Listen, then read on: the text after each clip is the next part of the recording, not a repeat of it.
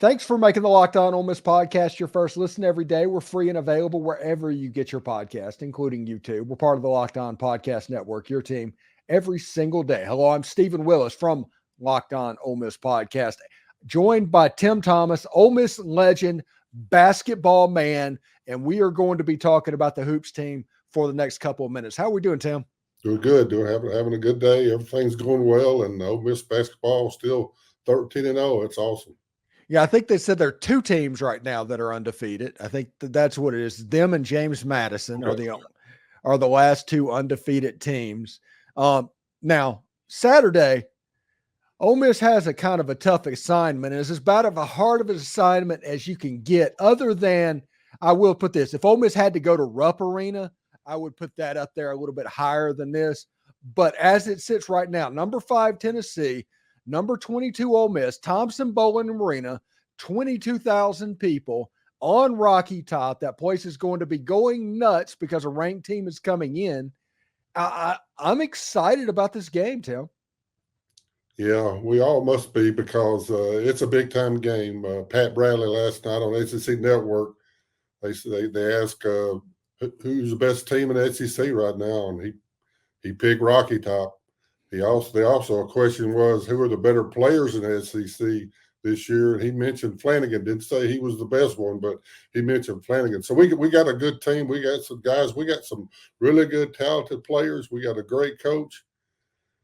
Whew. But going up to Rocky Top, away at their place, number 2 defense in the nation, Coach Barnes is really, really good. They have some guys that can really play.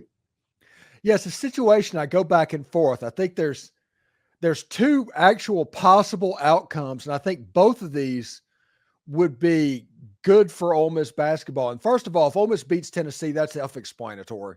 If Ole Miss wins this game, it's the biggest resume bullet, and you can honestly start booking your travel to March Madness at that point.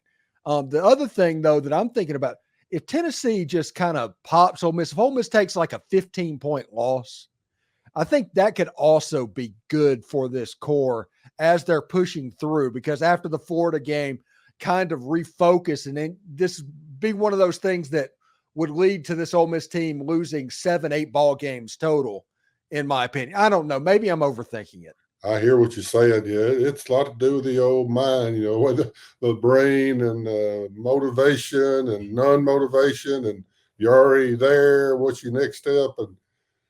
But I was watching a few years ago. I was watching the other night, but it was showing Virginia when they won the national championship just a few years ago. And I just kind of kept watching, not really thinking about who was the other team. And then it popped up and it showed the sideline. You know who was sitting there? Chris Beard, Texas Tech. So if anybody can do it, this guy can do it. We have the talent. We have a great bunch of kids, and a lot of them are older. So, the football guys, they're going a lot of older guys, and it's a smart thing to do, experience, and don't have to worry about the freshman blues or, I'm away from home and my girlfriend is and whatever. So they're older, and they know it's a business, guys. It's a business, Let's just go ahead and say it. It's pay for play. They're getting paid to play. And Coach Beard knows how to give it. Either way, what you said, I understand either way you say it. And I could see them getting beat pretty good. But I could also see Coach Beard. He has a master plan, and he can make it happen. It's going to be hard, really. Let's be honest. It's going to be really hard. They have guys, the new guy they got from Northern Colorado, Connect, Ziegler, really cool guy, point guard coming off a torn ACL, and the Vescovi, I think that's how you say his name, from Uruguay. I don't know how that happened. I don't know. But he's really good shooter. They have other guys that's really good. They play great defense. They were playing Norfolk State last night, and you could tell just what any game at all. So we'll have to play at our best and minimize turnovers, and we got to start rebounding better.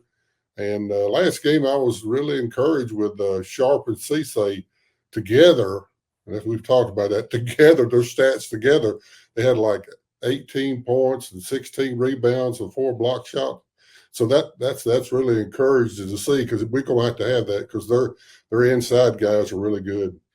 Yeah, I was going to just ask you what needs to happen against the Vols. If Ole Miss gets the upset, I mean, we've all seen like Kermit Davis actually used to give Tennessee fits a little bit with that defensive style and stuff like that.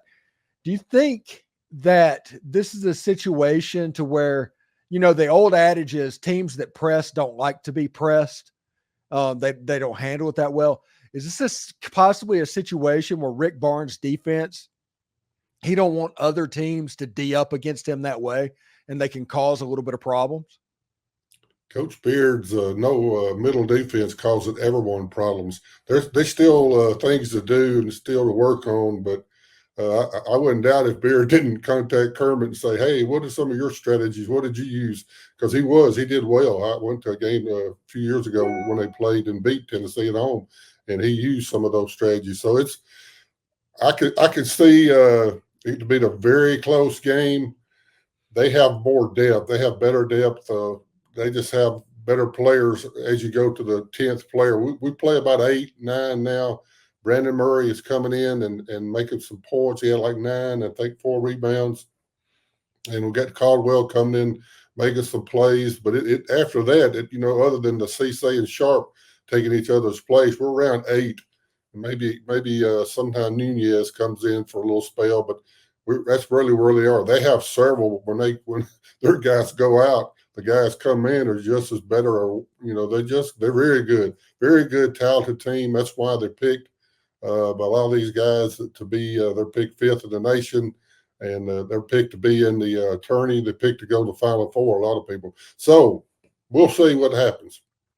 One interesting thing that I'm looking for is like Zakai Ziegler, the point guard you mentioned earlier for Tennessee. He's not the tallest player in the world, so maybe the matchup for Chris Beard will be Brandon Murray in at the point and kind of go a little bit taller in the backcourt with the super-sized trees in the middle of the field. They may try to go big in this game. What do you think? I know Cisse and Sharp will have a big part of this game because they're like none other. Even the guys they have at Tennessee, Sharp and Cisse, are blocking machines, and they are doing really well. Sharp, I'd hate to have to try to shoot against him inside. He is so long and lean, and his timing is really well. And Cisse is so big and strong and muscular, and they both do a real good job, and they've learned a lot. You can tell from the first of the year till now, they are really waiting and picking their times. And when they're in there, and maybe another guy beats this guy like someone beats Morrell, they know that Sharp or Cisse's back there waiting, and they just kind of let them go. So the foul never together, they just kind of let them go. And Sharp and Cisse have been doing their thing. Yeah, I believe the big guys inside will make a big difference. And our three-point shooting has got to continue too, and it's going to be tougher. They're going to play up into us more. It's going to be hard to get to open threes, but I got faith in our guys. We got some really good, talented guys, and I got a feeling we're going to do well. You look at specifically Sharp in the middle of the field, and I'm 6'2". I'm a relatively tall human being by natural standards. Sharp has me by over a foot. And a lot of times whenever you watch the game on TV and the player goes into the middle of the lane and Sharp's in there, it looks like they're trying to shoot off those things, that are at the car lot where they had the air going up through there, and that's what it looks like they're trying to shoot over. And they can be such a problem. Now, Tennessee's not going to, I'm not going to say they're not going to have that problem, but they're probably going to have they have a plan to basically combat that Cisse and Sharp in the middle of the field.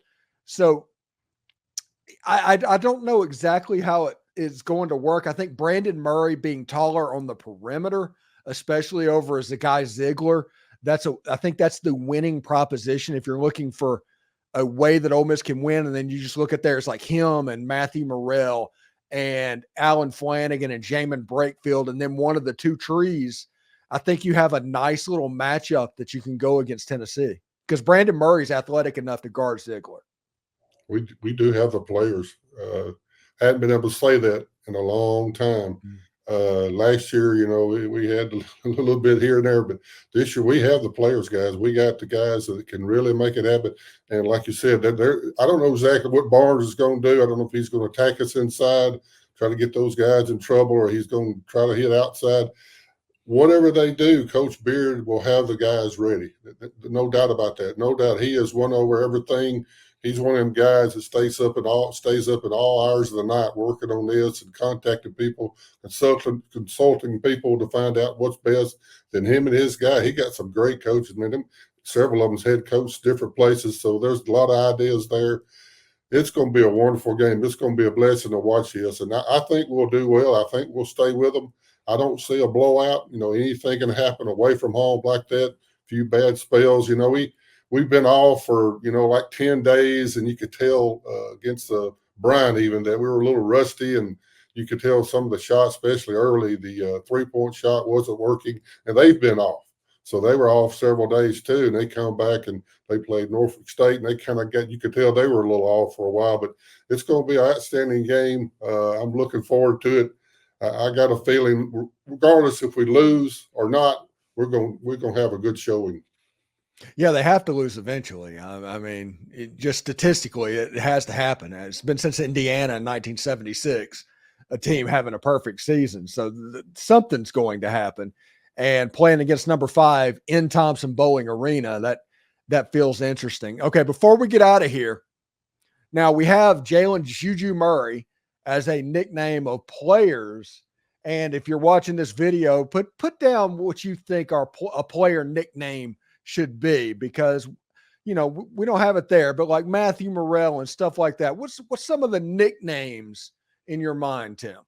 Yeah, I'd like to hear what the viewers might be thinking when they're watching these games at the Coliseum or when they're at home. What do you think? I first time we talked about Dominique Wilkins, I played against him, and Matthew Morrell has some highlights. I call him the human highlight film or highlight reel. He's got possibilities. And we talked about a couple of recruits. We've talked about buckets. I think Flanagan could definitely something along that line. He's pro all the way. Him and Morrell. I mean, we got guys. Them guys inside Sharp, Cisse, Brandon Murray, Juju. I think they'll all go pro in some level or not. Also, the guys inside, for some reason, I think it's to do with studies, maybe a joke there.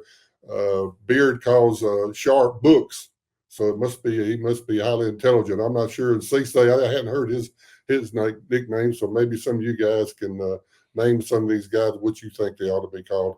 I think that'd be interesting. Yeah, put that in the comment section, what you think. You can't say Juju Murray. That nickname is taken.